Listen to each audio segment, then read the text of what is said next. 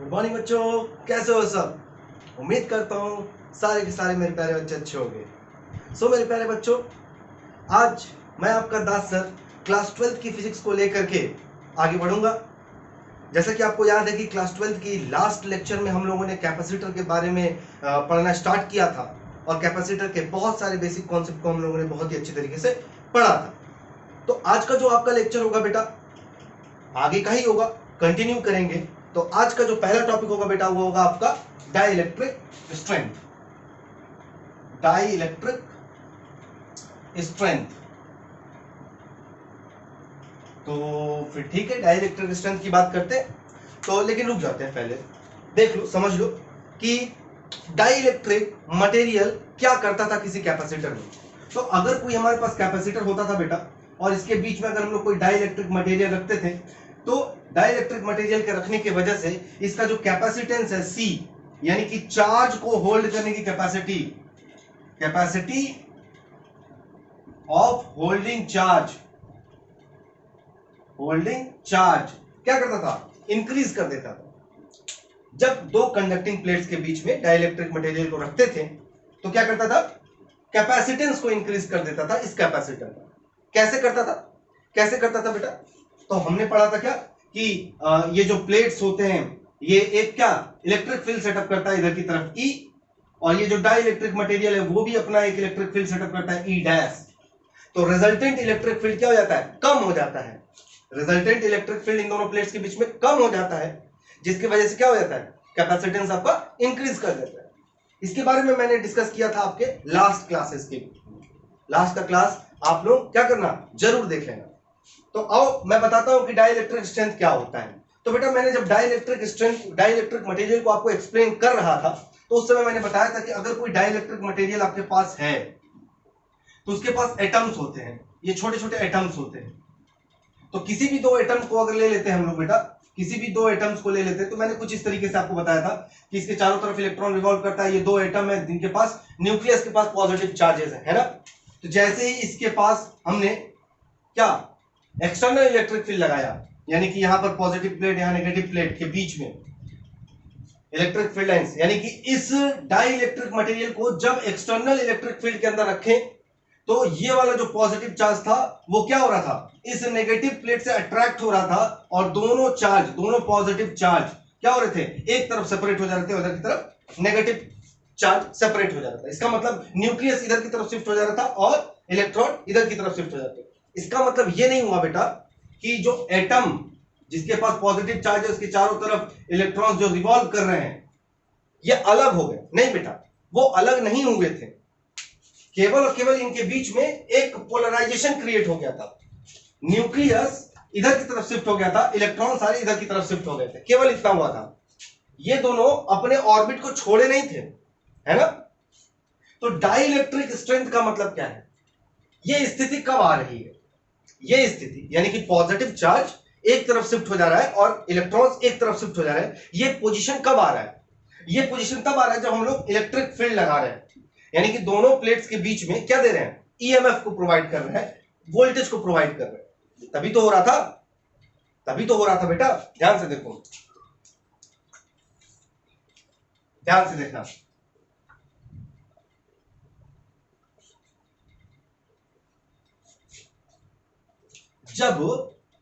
जब ये दो एटम्स हो गए, इनके चारों तरफ इलेक्ट्रॉन रिवॉल्व कर रहे हैं, जब इन एटम्स को दो प्लेट, कंडक्टिंग प्लेट्स के बीच में रख के क्या देते थे हम लोग, पोटेंशियल देते थे, वोल्टेज लगाते थे, तो होता क्या था, ये वाला जो पॉजिटिव चार्ज है यानी कि न्यूक्लियस जो है वो इधर शिफ्ट हो जाता था और इलेक्ट्रॉन इधर शिफ्ट हो जाता था, है ना। पॉजिटिव चार्ज यानी कि न्यूक्लियस इधर शिफ्ट हो जाता था, इलेक्ट्रॉन इधर शिफ्ट हो जाता था। इसका मतलब ये नहीं है बेटा कि एटम से न्यूक्लियस बाहर हो जा रहा है और इलेक्ट्रॉन बाहर हो जा रहा है, नहीं बेटा, ऐसा होगा ही नहीं। ठीक है, होता क्या था बेटा, देखो न्यूक्लियस और इलेक्ट्रॉन शिफ्ट हो जाते थे, क्या हो जाते थे, शिफ्ट हो जाते थे, यानी कि ये जो न्यूक्लियस है वो इधर की तरफ चला जाता था, इलेक्ट्रॉन इधर आ जाता था। समझ रहे बात को, न्यूक्लियस जो था वो इधर की तरफ नेगेटिव प्लेट की तरफ और ये जो इलेक्ट्रॉन सारे थे वो पॉजिटिव प्लेट की तरफ शिफ्ट हो जाते थे। क्लियर। अब जैसे जैसे हम लोग पोटेंशियल को इंक्रीज करेंगे, V की वैल्यू को इंक्रीज करेंगे, वैसे वैसे क्या होगा, ज्यादा से ज्यादा पॉजिटिव चार्जेस इधर की तरफ जाएंगे, नेगेटिव चार्ज इधर की तरफ आएंगे, है ना। लेकिन न्यूक्लियस से अलग नहीं होंगे, एटम से अलग नहीं होंगे, समझ रहे हो बात को, केवल शिफ्टिंग होती है।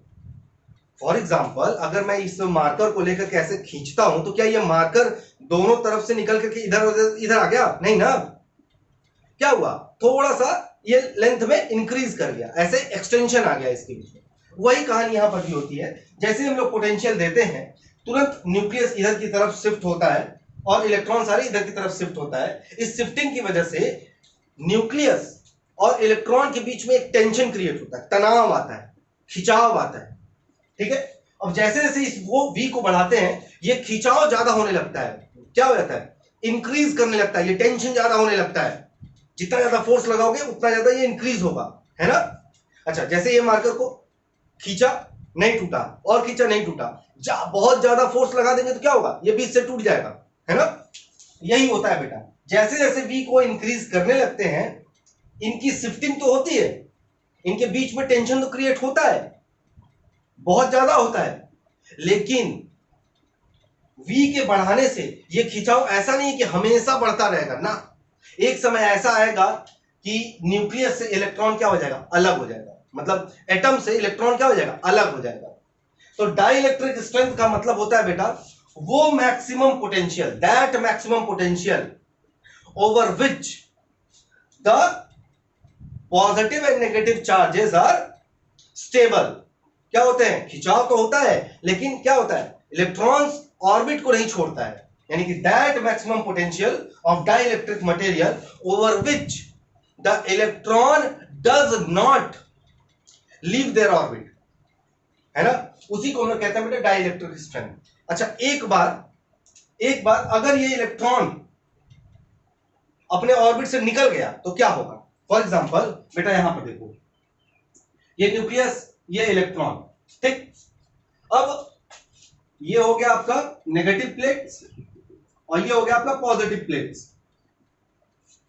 अब जैसे जैसे V बढ़ाओगे, न्यूक्लियस इधर शिफ्ट होने लगेगा, न्यूक्लियस क्या होगा, इधर की पॉजिटिव चार्ज इधर की तरफ भागने लगेगा, इधर की तरफ, इलेक्ट्रॉन क्या होगा, इधर की तरफ भागने लगेगा। समझ रहे बात को। ऐसा होने के बाद शेप कैसा हो जाएगा इसका शेप कुछ इस तरीके का हो जाएगा, न्यूक्लियस इधर और इलेक्ट्रॉन सारे इधर की तरफ, इलेक्ट्रॉन, समझ रहे बात, ऐसा होने लगेगा। और V को बढ़ाओगे इलेक्ट्रॉन और इधर आएगा, है ना, और V को बढ़ाओगे इलेक्ट्रॉन और इधर आएगा। लेकिन ऐसा हमेशा होता रहेगा क्या, नहीं बेटा, एक ऐसा वोल्टेज आएगा जिसके ऊपर ये इलेक्ट्रॉन क्योंकि टेंशन बढ़ गया, ये इलेक्ट्रॉन अपने ऑर्बिट को छोड़ देता है। ये जो ऑर्बिट जिसके ऑर्बिट में रोटेट कर रहा था उसको क्या कर देता है, छोड़ देता है, ऑर्बिट छोड़ देता है। और एक बार अगर ये ऑर्बिट, ये इलेक्ट्रॉन अगर ये ऑर्बिट छोड़ देता है, यहां पर आ जाता है, तो क्या होगा, एक करंट फ्लो होने लगेगा। ये जो डाइलेक्ट्रिक मटेरियल था जो कि इसके और इसके बीच में करंट को फ्लो करने से रोक रहा था, करंट को फ्लो करने से रोक रहा था, तो यही इलेक्ट्रॉन जब एक बार क्या हो जाएगा, आजाद हो जाएगा, फ्री हो जाएगा, तो इसके बीच में कंडक्टिंग पाथ प्रोवाइड कर देगा। क्या प्रोवाइड कर देगा, कंडक्टिंग पाथ प्रोवाइड कर देगा, जिसकी वजह से इन दोनों प्लेट्स के बीच में करंट फ्लो होने लगेगा और ये कैपेसिटर को डिस्ट्रॉय कर देगा। समझ रहे बात को। देखो, करंट नहीं फ्लो होना है, कैपेसिटर के अंदर से करंट नहीं फ्लो कराना है, हमें केवल चार्ज को स्टोर करना है ना।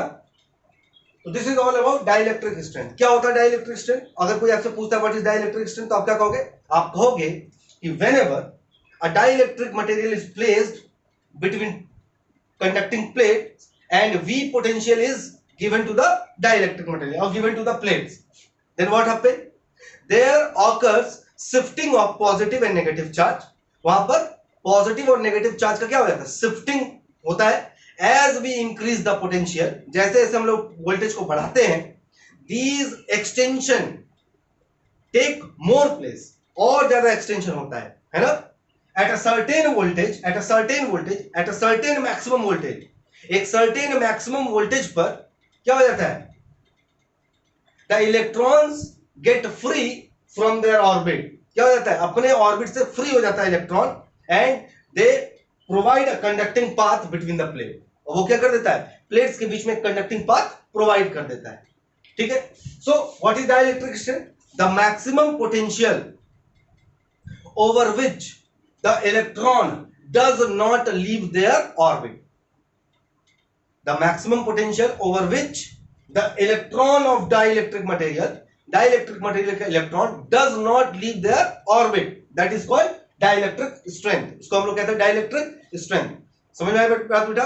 चलो मैंने डेफिनेशन बोल दिया है, आप लोग पॉज करना, डेफिनेशन को फिर से सुनना, उसको नोट डाउन कर लेना. ओके, मैं लिख नहीं रहा हूं, केवल समझाया हूं. ठीक है, ओके. डायग्राम बना सकते हैं आप लोग. इरेज कर रहा हूं.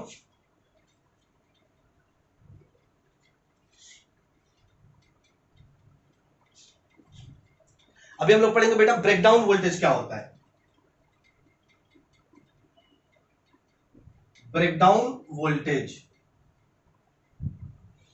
देखो बेटा जैसा डाइलेक्ट्रिक स्ट्रेंथ है वैसा ही ब्रेकडाउन वोल्टेज भी होगा. डाइलेक्ट्रिक स्ट्रेंथ क्या कह रहा था? कह रहा था कि मैक्सिमम पोटेंशियल बढ़ाते जाओ लेकिन इलेक्ट्रॉन ऑर्बिट से अलग नहीं होना चाहिए. और भी वोल्टेज को बढ़ाएंगे तो एक समय ऐसा आएगा कि इलेक्ट्रॉन क्या होगा, ऑर्बिट को छोड़ देगा. तो that potential, that maximum potential over which the electrons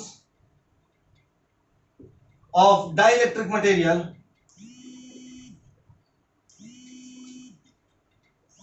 leave their orbits, that potential is known as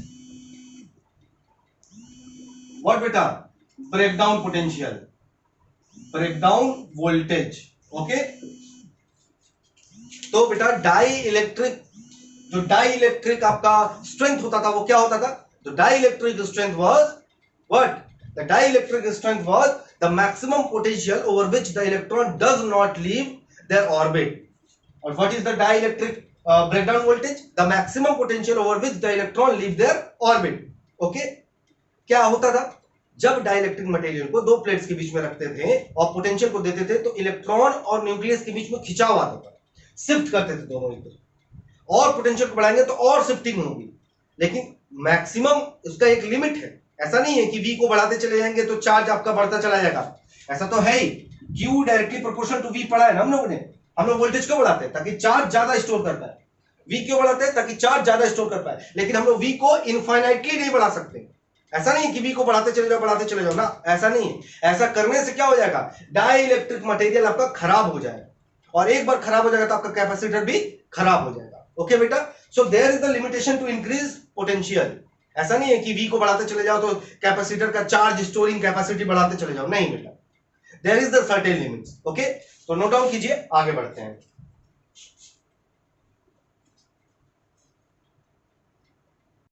तो उम्मीद करते हैं बच्चों आपको समझ में आया होगा डाई इलेक्ट्रिक स्ट्रेंथ क्या होता है और ब्रेकडाउन पोटेंशियल क्या होता है. ये दो चीजें मैंने आपको बताया है. अब जो हमारा टॉपिक होगा वो one of the most important topic होगा आपके कैपेसिटर चैप्टर से, और उसका नाम होगा बेटा पैरेलल प्लेट कैपेसिटर. क्या नाम होगा? Parallel plate capacitor. चलो फिर ठीक है, पैरेलल प्लेट कैपेसिटर पढ़ते हैं. तो सबसे पहले पैरेलल प्लेट कैपेसिटर को हम लोग बना लेते हैं. तो पैरेलल प्लेट कैपेसिटर कैसे बनेगा बेटा? आपके पास दो प्लेट्स होंगे, कंडक्टिंग प्लेट्स होंगे. क्या होंगे? दो कंडक्टिंग प्लेट्स. क्या करेंगे? दोनों प्लेट्स को पैरेलल प्लेस कर देंगे, दोनों प्लेट्स को पैरेलल रख देंगे. इसमें से एक को हम लोग पॉजिटिव चार्ज देंगे और दूसरा ऑपोजिट पोलराइजेशन की वजह से क्या हो जाएगा? नेगेटिवली चार्ज हो जाएगा, नेगेटिवली चार्ज हो जाएगा, जिसकी वजह से यहां पर एक इलेक्ट्रिक फील्ड सेटअप हो जाएगा बेटा. दोनों प्लेट्स के बीच में क्या हो जाएगा? एक इलेक्ट्रिक फील्ड सेटअप हो जाएगा, है ना? इलेक्ट्रिक फील्ड सेटअप हो जाएगा. कुछ प्लेट्स, कुछ इलेक्ट्रिक फील्ड्स ऐसे भी होंगे.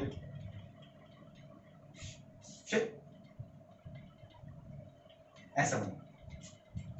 ओके, चलो अब बेटा कुछ एजम्पशंस कर लेते हैं. क्या कर लेते हैं? कुछ एजम्पशंस कर लेते हैं. देखो हमने यहां पर एक पैरेलल प्लेट कैपेसिटर को बनाया है. यहां पर मैंने दो कंडक्टिंग प्लेट्स को लिए हुए हैं. दोनों कंडक्टिंग प्लेट्स में से एक प्लेट को पॉजिटिवली चार्ज दिया, दूसरा ऑपोजिट पोलराइजेशन की वजह से नेगेटिवली चार्ज हो गया. इतना हो जाने के बाद अच्छा यहां से हमने दिया, ठीक है, यहां से हमने पॉजिटिव चार्ज दिया और डेफिनेटली ये क्या है, अर्थ में हमने अर्थिंग कर दिया इसका, ठीक है, यानी कि ये ग्राउंड में जा रहा है, जितने भी इलेक्ट्रॉन्स यहां पर चार्ज हो रहे हैं, नेगेटिवली चार्ज आ रहे हैं, वो सारे के सारे ग्राउंड में जाकर के न्यूट्रलाइज हो जा रहे हैं, ठीक। तो ये एक पैरेलल प्लेट कैपेसिटर है, ठीक। अब हम लोग कुछ एजम्पशन कर लेते हैं। Late us suppose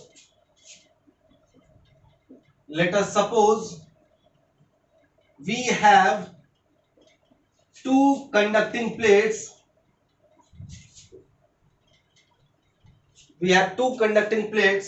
of area A। दो कंडक्टिंग प्लेट्स है जिनका एरिया A है और प्लेट्स का नाम दे देते हैं बेटा X और Y। क्या नाम दे देते हैं? X and Y। Where plate X is positively charged and due to opposite polarization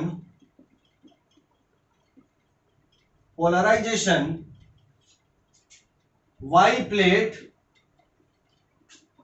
get negatively charged। Y plate क्या हो जाएगा बेटा?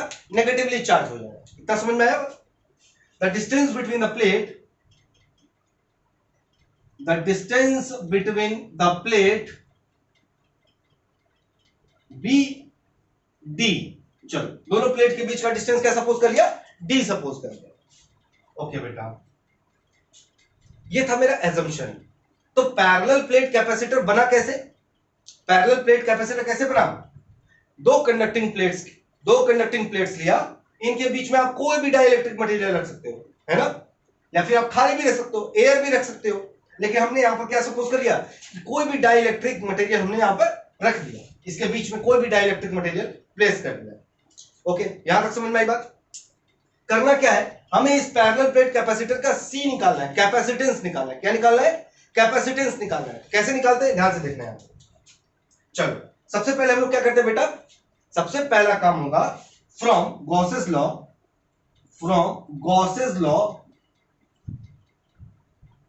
the electric field due to a plane sheet। Gauss's law में हमने पढ़ाया था आपको बेटा कि इलेक्ट्रिक फील्ड एक प्लेन शीट से कितना होता है, तो E इक्वल टू क्या होता है बेटा? सिग्मा अपॉन एप्सिलॉन नॉट, है ना, सिग्मा अपॉन एप्सिलॉन नॉट। अच्छा, तो एप्सिलॉन नॉट क्या था? परमिटिविटी इन फ्री स्पेस था। क्या था? परमिटिविटी इन फ्री स्पेस, एयर के लिए था। लेकिन हमने यहां पर क्या रखा हुआ है?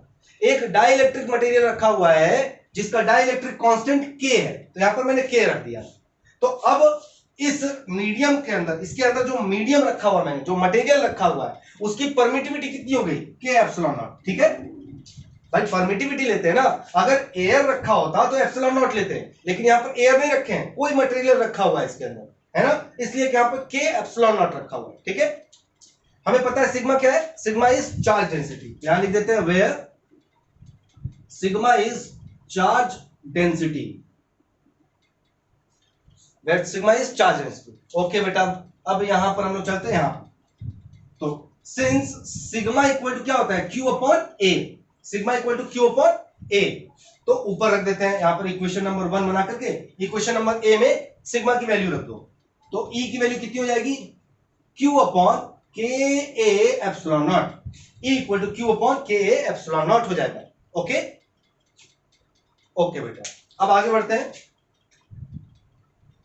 If V potential is given to the plate, दोनों प्लेट को कितना पोटेंशियल दिया हमने? V पोटेंशियल दिया। अच्छा, V पोटेंशियल देने के बाद E इक्वल टू क्या हो जाता है बेटा? V अपॉन D हो जाता है, E equal to V upon D। ये ना, पहले हम लोग V निकाल लेते हैं ना, V हम लोग कैलकुलेट करेंगे यहां से। E equal to V by D, किस फॉर्मूले से? By potential gradient, by potential gradient के फॉर्मूले से E equal to V by D होता है। तो V इक्वल टू कितना हो जाएगा बेटा? तो V equal to E into D हो जाएगा, ई इंटू डी हो जाएगा। अच्छा, ई की वैल्यू कितनी है? ई की वैल्यू है Q upon K epsilon naught. तो वी की वैल्यू कितनी हो जाएगी? Q upon K epsilon naught into D. V equal to Q upon K epsilon naught into D. यहां पर हमें मिल गया वी, इक्वेशन नंबर 2। यहां पर हमें मिल गया we, Q upon K epsilon naught into D, equation number 2। Okay, अब यहां पर मेरे पास स्पेस है, यहां नोट करता हूं। और हमें क्या पता है? Capacitor C equal to Q, C equal to Q upon V, है ना? तो C की वैल्यू हमें निकालना था, Q हमारे पास दिया हुआ है, V की वैल्यू कितना है? Q upon K epsilon naught into D. तो Q से Q कट गया, तो C की वैल्यू कितनी आ गई बेटा? आ गया के epsilon naught upon D. C equal to Ka epsilon naught upon D. This is what? This is your capacitance of parallel plate capacitor, है ना बेटा? तो देखो बेटा, टॉपिक क्या था? टॉपिक आपके पास बहुत सिंपल था। टॉपिक आपके पास था कि what is parallel plate capacitor. एक पैरेलल प्लेट कैपेसिटर होता क्या है? तो हमने बोला कि दो कंडक्टिंग प्लेट्स लिया, इसके बीच में एक डाइलेक्ट्रिक मटेरियल रख दिया, है ना? तो डाइलेक्ट्रिक मटेरियल रखने की वजह से ये कैपेसिटर मेरा बन गया। तो ये कैपेसिटर जो बना, पैरेलल प्लेट कैपेसिटर जो बना, आपका पैरेलल प्लेट, क्योंकि दोनों प्लेट पैरेलली प्लेस किया गया था, तो जो पैरेलल प्लेट कैपेसिटर आपका बना, तो ये कितना चार्ज अपने अंदर स्टोर कर सकता है, हमें ये निकालना था, C की वैल्यू निकालनी थी। तो इसके लिए हमने क्या कुछ एजम्पशन कर लिए। Let us suppose we have two conducting plates of area A। हमारे पास दो प्लेट है जिनका कंडक्टिंग सरफेस क्या है, सरफेस एरिया क्या है? A है। Where plate X is positively charged and due to opposite polarization Y get negatively charged। जो आपका प्लेट X था वो पॉजिटिवली चार्ज था, ऑपोजिट पोलराइजेशन की वजह से प्लेट Y जो होगा वो नेगेटिव चार्ज होगा। ये कह रहा है the distance between the plate be D, दोनों प्लेट के बीच का जो डिस्टेंस है बी डी। अब फ्रॉम गॉसेस लॉ, किसी एक प्लेट से कितना इलेक्ट्रिक फील्ड निकलेगा, गॉसेस ने बताया था, E equal to sigma upon K epsilon naught. K क्या है यहां पर? डाई इलेक्ट्रिक कांस्टेंट है, where K dielectric constant, है ना? चलो, तो E equal to sigma upon K epsilon naught, और सिग्मा की वैल्यू होती है, सिग्मा चार्ज डेंसिटी होता है ना, तो charge density equal to charge upon area, Q upon A। तो E equal to Q upon K epsilon naught आ गया by potential gradient. Potential gradient के फॉर्मूले से हम यहां पर V फाइंड कर लेंगे। तो E equal to V by D, तो V equal to E into D. तो V की वैल्यू आ जाएगी Q upon K epsilon naught into D. ठीक है, अब हमें पता है capacitance C equal to Q upon V। तो C इक्वल टू Q से Q कट गया, मैंने आपको C equal to K epsilon naught into D. This is your parallel plate capacitor. ये अभी खत्म नहीं हुआ है, इसको आप नोट डाउन कीजिए, मैं आगे बढ़ता हूं।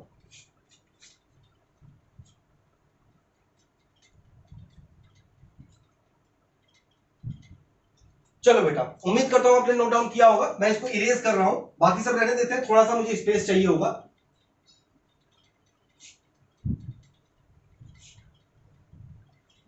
देखो बेटा, ये जो कैपेसिटेंस की वैल्यू है ये C equal to K A epsilon naught upon D, ये क्या है? कैपेसिटेंस का फॉर्मूला है। Capacitance of parallel plate capacitor when there is dielectric material. Dielectric material क्या था बेटा? C क्या है? C is the capacitance of parallel plate capacitor when there is dielectric material। जब इनके बीच में क्या हो? डाइलेक्ट्रिक मटेरियल हो, डाइलेक्ट्रिक मटेरियल। ओके, क्लियर है? तो यहां पर क्या आया था? अच्छा, अब अगर मैं कहता हूं इफ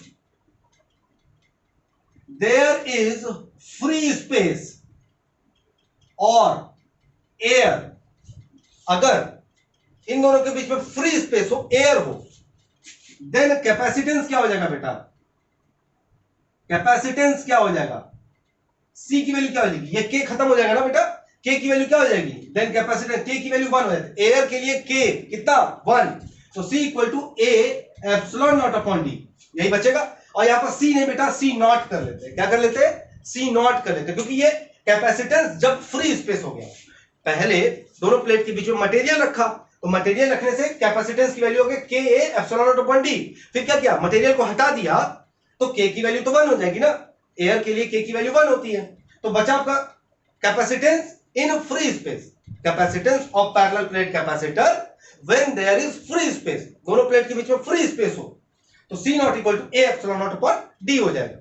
ये हो जाएगा बेटा आपका, ये इक्वेशन नंबर 3, ये equation number 4। Now equation 3 divided by 4 क्या कर देते हैं, इक्वेशन 3 डिवाइडेड बाय 4, तो C upon C naught equal to K A epsilon naught upon D upon A epsilon naught upon D, D से डी कट गया बेटा, अच्छा ए से ए कट जाएगा, एप्सिलॉन नॉट से एप्सिलॉन नॉट कट जाएगा, मिल जाएगा आपको के, तो C upon C naught equal to K, C upon C naught equal to के,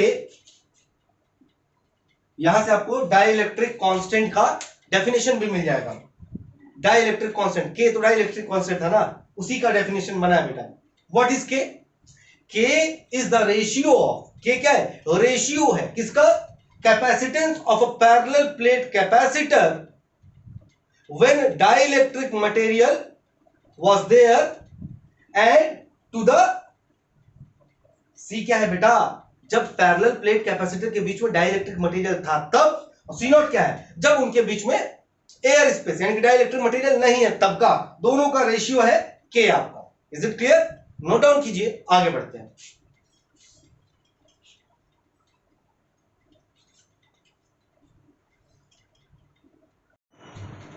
तो बच्चों उम्मीद करता हूं आपको लास्ट टॉपिक समझ में आया होगा। अभी का जो मेरा टॉपिक है बेटा वो होने वाला है capacitance of a parallel plate capacitor, एक पैरेलल प्लेट कैपेसिटर का कैपेसिटेंस व्हेन, जब there is a dielectric material partially, when there is a dielectric material partially, यानी कि एक पैरेलल प्लेट कैपेसिटर हमारे पास आने वाला है बेटा, एक पैरेलल प्लेट कैपेसिटर आने वाला है, और इस पैरेलल प्लेट कैपेसिटर में पार्शियली, पार्शियली यानी कि पूरा नहीं, इतना टी थिकनेस का, कितने थिकनेस का, टी थिकनेस का एक डाइलेक्ट्रिक मटेरियल अगर हम लोग रख देते हैं, लो तो यहां पर मेरे पास एक पैरेलल प्लेट कैपेसिटर है और इसके बीच में पूरा मैंने डाइलेक्ट्रिक मटेरियल नहीं रखा, केवल टी थिकनेस का एक डाइलेक्ट्रिक मटेरियल को रख दिया, और इनके बीच का जो सेपरेशन था वो कितना था बेटा, डी था, दोनों प्लेट्स के बीच का डिस्टेंस कितना था,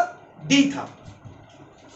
तो यानी कि अब हमारे पास कैसा है, एक ऐसा कैपेसिटर है बेटा जिसके पास डाइलेक्ट्रिक मटेरियल भी है और फ्री स्पेस भी है, बोलो हाँ या ना, है ना, देख लो डाइलेक्ट्रिक मटेरियल भी है और फ्री स्पेस है।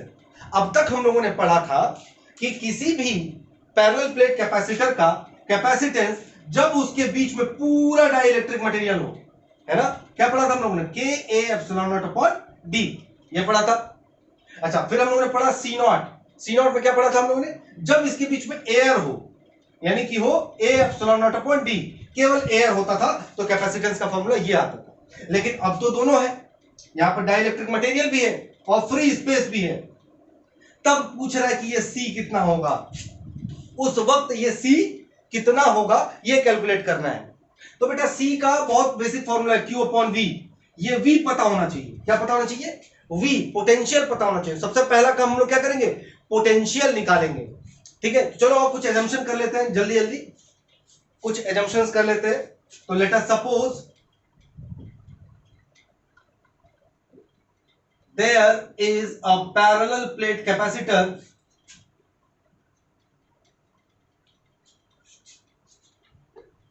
there is a parallel plate capacitor in which a T thickness of dielectric material is placed, जिसके बीच में एक टी थिकनेस का डाइलेक्ट्रिक मटेरियल को रख दिया गया। Okay, the separation between plates be D, दोनों प्लेट के बीच का जो सेपरेशन है वो कितना है बेटा, डी है। चलो इतना चीजें हम लोगों ने कर लिया। तो अब हम लोग क्या करते हैं बेटा, सबसे पहले इलेक्ट्रिक फील्ड, देखो V कैलकुलेट करना, हमें V निकालना है। तो V को पता करने के लिए हमारे पास फॉर्मूला है E equal to V upon D, यही फॉर्मूला से हम लोग V निकालते हैं, है ना। तो यानी कि सबसे पहले हमें क्या पता होना चाहिए, E पता होना चाहिए। जब E पता होगा तब तो हम लोग V निकालेंगे। तो सबसे पहला काम क्या करेंगे, E निकालेंगे। क्या निकालेंगे, E। अच्छा, E के बाद क्या निकालेंगे, V निकालेंगे। V के बाद क्या निकालेंगे, C निकालेंगे। ओके, तो सबसे पहला E निकालते हैं। तो देखो बेटा, यहां पर दोनों है ना, फ्री स्पेस भी है और क्या है, डाइलेक्ट्रिक मटेरियल भी है। तो E की वैल्यू क्या होगी, तो सबसे पहले E निकालते हैं। इसको नाम दे देते हैं इलेक्ट्रिक फील्ड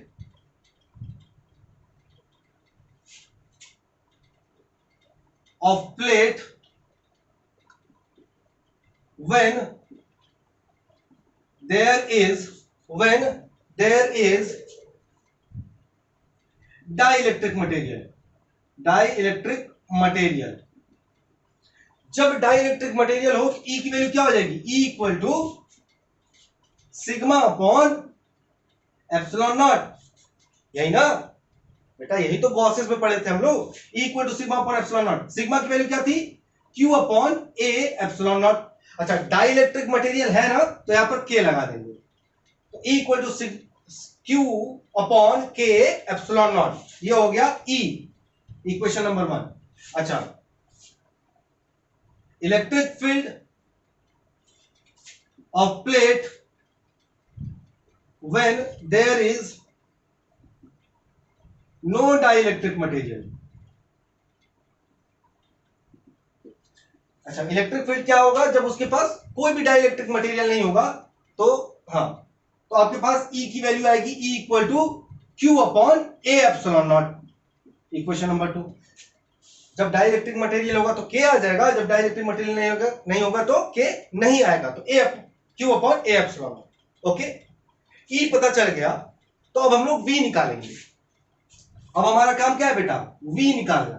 V क्या होगा, तो देखो बेटा, V होता है पोटेंशियल, V होता है पोटेंशियल। ऐसा नहीं है कि केवल आपके पास फ्री स्पेस है तो ये वाला फॉर्मूला यूज कर लेंगे, नहीं ना, ऐसा नहीं है ना।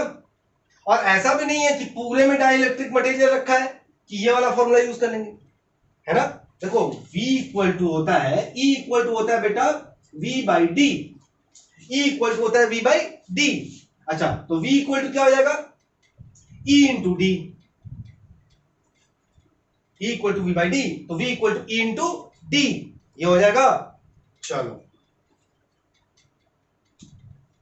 अब मुझे ये बताओ बेटा, ये जो यहां पर V ले रहे हैं, क्या ये जो V होगा वो केवल और केवल फ्री स्पेस के लिए होगा। V जो है केवल फ्री स्पेस है, नहीं ना, दोनों केसेस है। तो यहां पर जो V होगा बेटा, वो फ्री स्पेस के लिए भी V होगा और जो डाइलेक्ट्रिक मटेरियल रखे उसके लिए भी V होगा, दोनों के लिए V आएगा।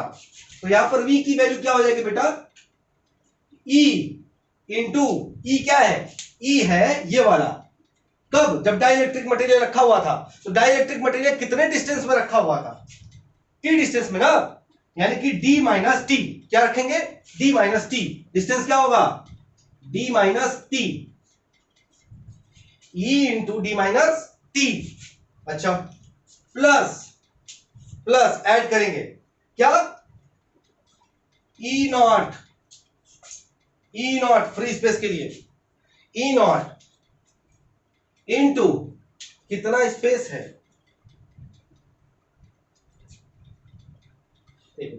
यहां पर T होगा ना केवल, क्योंकि बेटा डाइलेक्ट्रिक मटेरियल का तो थिकनेस केवल T है ना। हाँ, फ्री कितना है, फ्री कितना है, तो D पूरा था, T में मटेरियल भरा हुआ, तो D माइनस टी क्या होगा आपका, फ्री स्पेस होगा, तो D माइनस टी यहां पर है। ओके, समझ में आया, दिख नहीं रहा है, लेट मी सी, यार तो E not into D minus T, समझ में आया। एक बार और बताते हैं, इरेज करके थोड़ा सा स्पेस और लेंगे। देखो बेटा, हमारे पास पैरेलल प्लेट कैपेसिटर है और इस केस में कह रहा है कि पार्शियली यानी कि थोड़े से में हम लोगों ने डाइलेक्ट्रिक मटेरियल रखा हुआ। ओके, तो एक इलेक्ट्रिक फील्ड तो इस प्लेट की वजह से होगा, है ना, एक इलेक्ट्रिक फील्ड इस प्लेट की वजह से होगा जिसको हम लोगों ने ई कह दिया। ठीक है, डाइलेक्ट्रिक मटेरियल का भी तो अपना इलेक्ट्रिक फील्ड होता है ई नॉट। भाई डाइलेक्ट्रिक मटेरियल में भी तो सेपरेशन होता है, ऐसे पॉजिटिव और नेगेटिव चार्ज ऐसे सेपरेट हो जाते हैं डाइलेक्ट्रिक मटेरियल में भी, तो इसका भी तो अपना इलेक्ट्रिक फील्ड आएगा इधर की तरफ, वो इलेक्ट्रिक फील्ड है ई नॉट। समझ गए बात को? तो ई की वैल्यू निकाल लिया, ई नॉट की वैल्यू निकाल लिया इंडिविजुअली, अलग अलग अलग अलग ई और ई नॉट की वैल्यू निकाल लिया। अब जो इसके अक्रॉस जो पोटेंशियल V आ रहा है वो E से भी प्रभावित हो रहा है और ई नॉट से भी प्रभावित हो रहा है, इफेक्ट हो रहा है। तो जो V का फॉर्मूला होता है बेटा यहां पर, सिंस यहां पर से लिखते हैं, since V equal to E into D, V equal to E into D, तो हमें पोटेंशियल निकालना है ना, पोटेंशियल इस प्लेट के में। तो ऐसा नहीं है ना कि केवल खाली है और केवल मटेरियल रखा हुआ है, दोनों केस है। तो जो V होगा बेटा, जो V होगा वो होगा E मतलब जब डाइलेक्ट्रिक मटेरियल है तो डाइलेक्ट्रिक मटेरियल कितने में है, T में है ना, तो E into T plus E not into D minus T. कितने में फ्री स्पेस है, डी माइनस टी में फ्री स्पेस है, डी माइनस टी में। अब क्या करेंगे, वैल्यू रखो, तो V इक्वल ई की वैल्यू कितनी है बेटा, E की वैल्यू है sigma upon K epsilon naught, sigma upon K epsilon naught, के A epsilon naught into T plus E not कितना है, sigma upon A epsilon not D minus T, है ना। क्या क्या कांस्टेंट होकर के बाहर आ जाएगा, क्या क्या बाहर आएगा, तो आ जाएगा बेटा सिग्मा ए एप्सिलॉन नॉट बाहर आ जाएगा। क्या आ जाएगा, सिग्मा ए एप्सिलॉन नॉट बाहर आ जाएगा। तो V equal to sigma upon A epsilon naught बाहर आ गया, पूरा sigma upon A epsilon naught बाहर आ गया, अंदर क्या बचा, T upon K plus D minus T, तो T upon K plus D minus T.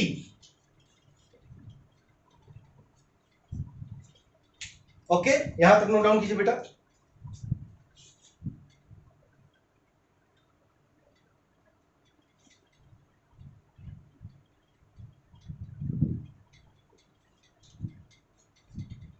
Note down किया यहां तक, चलो आगे बढ़ते हैं। तो हमारे पास V की वैल्यू क्या मिली बेटा, यहां नोट डाउन करते हैं, अब यहां नोट डाउन करते हैं। तो V की वैल्यू मिली आपको sigma upon A epsilon not D minus T plus T upon के। ओके, यहां तक मिला। अच्छा, C इक्वल टू क्या होता है बेटा, Q upon V, C equal to Q upon V, तो C की वैल्यू क्या हो जाएगी, Q अपॉन V की वैल्यू क्या है, sigma upon A epsilon naught into D minus T plus T upon K. ये पूरा मिला, यहां तक मिल गया। अच्छा, फिर क्या होगा बेटा,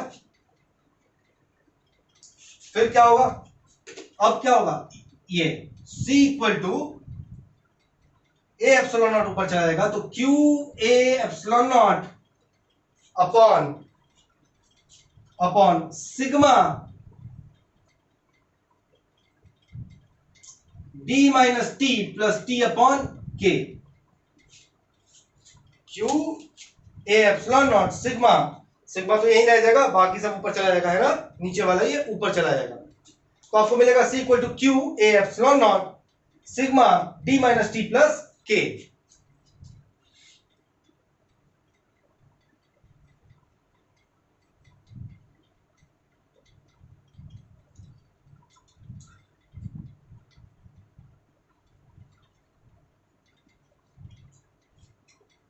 एक मिनट बेटा, एक मिनट रुकना।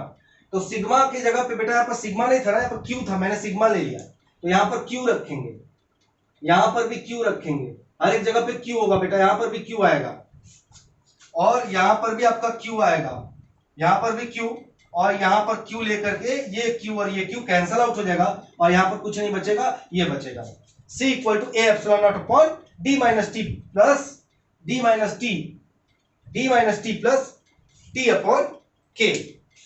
थोड़ा साफ लिख देते हैं, यहां पे थोड़ा सफाई के साथ लिख देते हैं, तो C equal to A epsilon naught upon D minus T plus T upon K।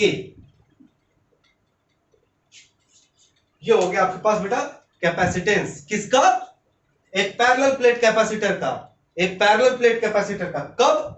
कब जब दोनों प्लेट के बीच में एक डाइलेक्ट्रिक मटेरियल को रखा गया है। डाइलेक्ट्रिक मटेरियल का थिकनेस क्या है, T है ना। तो ये होगा प्रोसेस आपका कैलकुलेट करने का।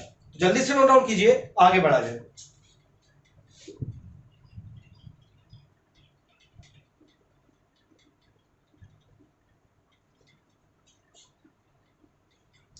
तो उम्मीद करते हैं बेटा आपने नोट डाउन किया होगा। अब एक काम करते हैं बेटा, यहां पर 2-3 केसेस है, तो इस केसेस को लिख लेते हैं।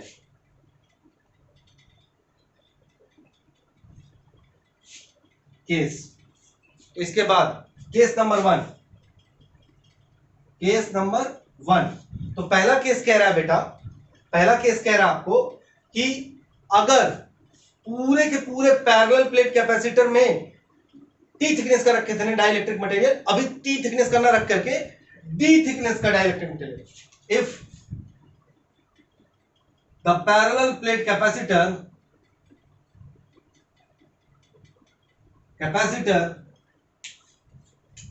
is fully filled with dielectric material, fully filled with dielectric material। तो फिर क्या होगा, अगर fully filled है डाइलेक्ट्रिक मटेरियल से, तो यहां पर देखो क्या आ रहा था फॉर्मूला, D माइनस टी, तो D तो D है और T थिकनेस भी क्या हो जाता है, D हो जाएगा। तो C equal to A epsilon naught upon D तो D है बेटा, ये तो डिस्टेंस है ना दोनों प्लेट्स के बीच में, माइनस T क्या है, डाइलेक्ट्रिक मटेरियल का थिकनेस, लेकिन यहां पर क्या किया, पूरा भर दिया, तो थिकनेस भी क्या हो गया, D हो जाएगा, थिकनेस भी तो D हो जाएगा, तो D minus D plus T upon K। तो T मतलब क्या, T तो D बन गया, यानी कि T इक्वल टू D हो गया, तो D अपॉन K। तो C इक्वल टू, ये तो 0 हो गया, ये ऊपर चला गया, यानी कि K A epsilon naught upon D, ये फॉर्मूला आ गया। कब, जब दोनों के बीच में पूरा का पूरा क्या भरा हो, डाइलेक्ट्रिक मटेरियल भरा हो। पहला केस था। Case number 2, case number 2। अब क्या करते हैं, पूरा का पूरा खाली कर दो। If there is no dielectric material, only air, क्या हो, कोई भी डाइलेक्ट्रिक मटेरियल ना हो, यानी कि T यहां पर रहेगा नहीं, यहां पर भी T नहीं रहेगा, क्या बच जाएगा, D बच जाएगा। तो आपके पास क्या आएगा, तो C equal to A epsilon naught upon, क्या है, कोई भी डाइलेक्ट्रिक मटेरियल है तो केवल D बचेगा, T 0 हो जाएगा, यहां पे थिकनेस T इक्वल टू 0 हो जाएगा ना, प्लस 0 अपॉन K, तो 0 अपॉन K का कोई मतलब ही नहीं है, तो C की वैल्यू कितनी आ गई, A epsilon naught upon D। Okay, चलिए नोट डाउन कीजिए, ये दो केसेस को केवल नोट डाउन करना है बेटा, केवल इस दो केसेस को नोट डाउन करना है।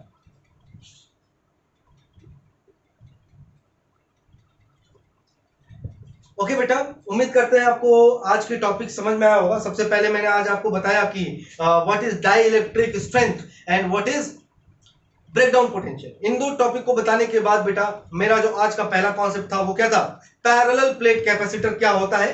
तो पैरेलल प्लेट कैपेसिटर चाहे कुछ भी हो, है ना, उसका हमें C निकालना था, C कैलकुलेट करना था, तो वो हम लोगों ने कैलकुलेट किया। और क्या होता है parallel plate capacitor, two plates placing parallelly, parallel रख दो दोनों को, and there is a dielectric material, this is from a parallel plate capacitor. फिर इसका हम लोगों ने C निकाल लिया। उसके बाद हम लोगों ने क्या पढ़ा कि पैरेलल प्लेट कैपेसिटर जब उसके बीच में पूरा का पूरा डाइलेक्ट्रिक मटेरियल मत रखो, पार्शियल डाइलेक्ट्रिक मटेरियल रखो, पार्शियल टी थिकनेस का डाइलेक्ट्रिक मटेरियल रखे, तब इसका क्या कैपेसिटेंस क्या होगा, सी। तो हम लोगों ने इतने सारी चीजों को आज कवर किया। उम्मीद करते हैं कि ये लेक्चर आपके लिए हेल्पफुल रहेगा और वेट कीजिए अगले लेक्चर का। तब तक के लिए अपना ध्यान रखना, चैनल को लाइक शेयर सब्सक्राइब करना। Thank you, bye.